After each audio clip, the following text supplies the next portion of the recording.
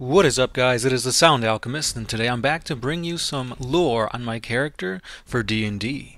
That's right, guys, we're talking about Dungeons and Dragons, not Warhammer 40k. So, I was a little surprised by all the positive feedback I got from that video I made like 2 weeks or so ago. I was bringing up the idea of maybe adding just a hint, a little spice, a sprinkle of D&D into the channel, since Gershwin and I were going to be playing our very first D&D game. So I gave you guys, the idea. I made like a short 3-minute video on it, and I got good feedback. So much so that I decided to put the backstory behind my own personal character that I would be playing in this campaign, Kiria, the Tiefling Ranger. And wow, I was surprisingly shocked. For the backstory that I came up with, you guys were 100% invested into it, and you guys like the character design. So I guess I'm going to continue on with this, give you a little bit more lore on my character, and then the following video, which might be in a week or two, I'm going to give you the first part to our campaign.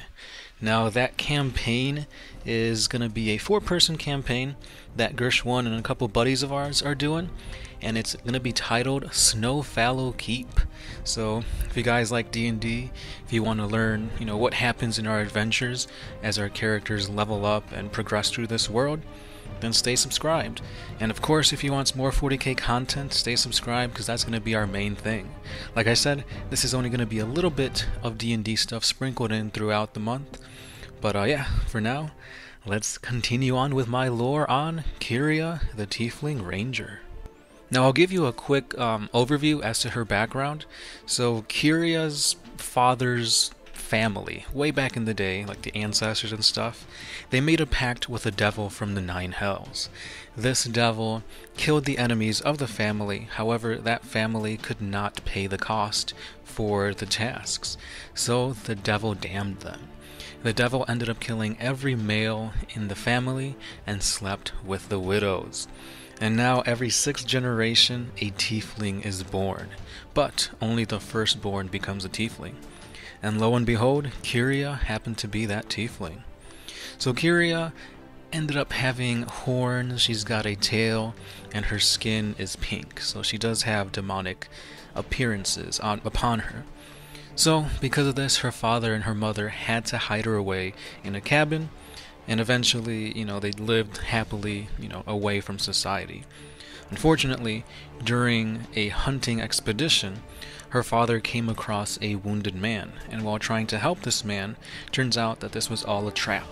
There were bandits that were trying to, basically rob them. However, Kyria was highly perceptive of this, and she ended up saving her father. However, her father did manage to get stabbed. So, once she's seeing her father almost die, she gave in to her infernal heritage and just went crazy and ended up killing one of the bandits. Once the bandits found out what she actually was, they got freaked out and ran away. Her father, knowing what was to come, ended up taking Kyria, ran back to the house, and started getting everything ready to escape, because lo and behold, a mob was at their door. Apparently these bandits went to the town got all riled up saying, we gotta kill the demon child, kill the beast, kill the devil, and they came with pitchforks and torches at hand. Unfortunately, her father's wound was indeed a mortal wound, and he decided to give himself up to try to buy more time for Kyria and her mother to escape. Fortunately, things didn't go as planned, and the leader of the bandits, which was a hooded man, or so we are led to believe, he was kind of instigating everything. He ended up taking out a pitch black blade, stabbing her father through the heart, killing him instantly. This led her mother to just, lash out in emotion, running towards her fallen husband. And unfortunately, that's where the mob ended up killing her. Seeing all this happen, seeing the cabin where she grew up in, Kyria was forced to run into the woods and pretty much was forced to survive. Fast forward, a few years later, Kyria is now 17 years old. She's trained in being a proficient hunter in the woods, and now she's ready to hunt the man behind the cloak. Now I do get more in-depth into her lore in the previous video, so again, I'll link that at the end of this video if you want to get all the little, pieces of details that I left out. But that's pretty much her background. So, while actually making this character in the actual D&D game, I decided that the backstory for her was best described by having her be a haunted one. With this, it means that she is haunted by something so terrible that she doesn't really speak of it. She's tried to bury it, run away from it, but, she can't get away. Whatever this thing is that haunts her can't be slain. It might come at her in the form of a shadow on a wall, a blood-curdling nightmare, a memory that refuses to die, and that's exactly what she's suffering from. She has visions of her father, falling before her, her mother getting basically torn apart by that ravenous mob, and most of all, she's got revenge. She needs to kill the man who ended her happy life. And because of this, she is out there ready to train her body, ready to find this man, bring justice to her family, and lastly, try to bring some peace and comfort to her troubling life. So when it comes to her personality traits, her personality is that she refuses to become a victim. She won't let others be victimized or herself, so because of this, she tends to have a fiery personality, which she already naturally had. Her ideals are that she kills monsters to make the world a safer place, and also to exorcise her own demons. Again, this is just more fuel from her backstory. She's out there to make life better for others. She's been in a position where she's felt uncontrollable hatred. She's been, basically feeling negative all her life. She's lost her parents, and she doesn't want anybody else to go through that pain. So because of this, throughout her years training as a ranger, she's been, fighting demons, trying to save humanity. But at the same time, humanity's also kind of to blame for her parents' death in a way. So a lot of gray areas there. Her bonds is that she has a terrible guilt that consumes her, and she hopes that she can find redemption through her actions. Again, she sees the whole thing that happened in the forest her fault. If she didn't lash out at the people for stabbing her father, if she didn't look the way she was, maybe she would have still been living happily in that cabin with her family. But because of this, she kind of has that guilt that this was all her fault. And her flaws is that she has a ritual that she must follow each and every day, and that ritual is that she at least has to do a single good thing to someone somewhere. Whether it's slaying a demon that's trying to attack them, sharing her food to starving children, something. She needs to do something good in order to make herself feel better and to honor, more than anything, her father.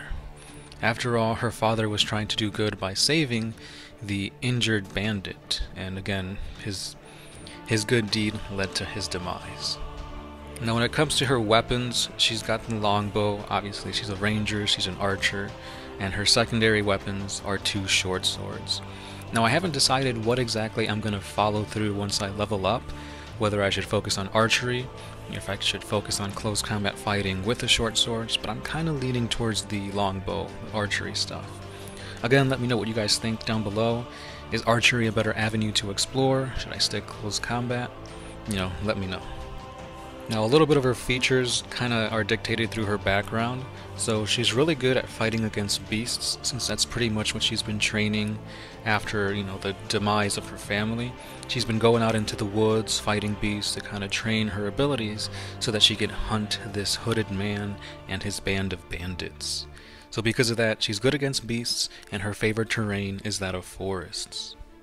And I guess the last bit of information is that her alignment is chaotic good.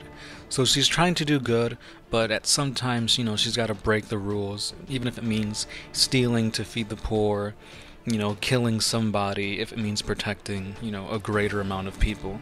So again, she'll do what she has to save others, and at the end of the day, she's going to do it no matter what.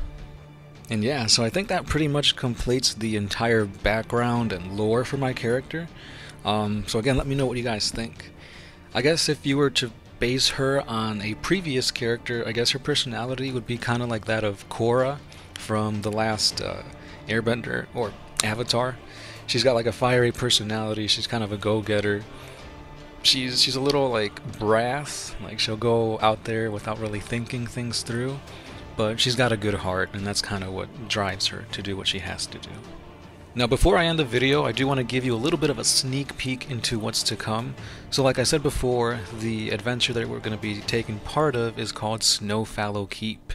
And I'm not exactly sure what that entails, but I do know that it involves in like a snowy mountain town, and there's like giants and wolves and whatnot, so that's going to be fun. For the players, Gersh 1 is going to be Clamor, the rogue Kenku. And his backstory, to put it really simple, is that he needs to attain powerful magical items to kill his past mentor. I'm pretty sure if you guys ask, he'll put out his backstory. It's pretty interesting, actually. And of course, you've got Kiria, the Tiefling Ranger, and she wants to avenge her murdered parents, basically. After this, we've got Steiner, which is going to be a half-orc fighter, or a half-orc paladin, I'm not 100% sure. And I don't have his backstory yet, so that's all I've got. And then finally, we've got Zakar, which is a cleric Aarakocra, and basically, he's a bird person who is in line with the god of poisons, and he's just trying to find the most vilest, nastiest poison out there to please his god, aka Nurgle. But yeah, that's what's coming, guys. I'm probably gonna update this, once every 2 weeks, once a month, that kind of thing. But again, if you guys want Gersh's backstory on his Kenku, which is a raven criminal thief, let us know in the comments below, and hopefully he'll give you guys that lore and backstory to his character. And yeah, that's all I've got. As always, guys, let me know your thoughts and opinions down below, and stay subscribed for more things D&D and, of course, Warhammer 40k. This is the Sound Alchemist, part of One Mind Syndicate, and I'll be seeing you guys tomorrow.